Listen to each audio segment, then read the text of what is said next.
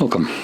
In front of me is a POCO X4 GT, and today I will show you how you can capture a screenshot on this phone.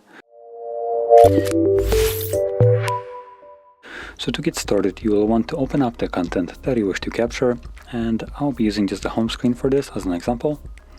So once your content is open and visible, all you need to do is hold power key and volume down at the same time.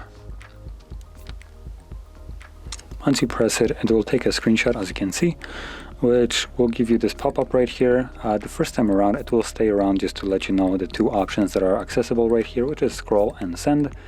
Obviously, scroll takes a scrolling screenshot, self-explanatory, and send is just a share option. And the second time around, once you start capturing your screenshots, it will look like this. After a moment, it disappears. Now, all the screenshots that you will capture over the time can all be located in your gallery application, and they will be visible under photos, but you can easily locate them under albums, which you will see there is album called screenshots and screen recordings. And in here obviously you will find both of them divided into actually categories. So screen recordings here contains nothing, and screenshots. So anyway, that is how you can capture a screenshot.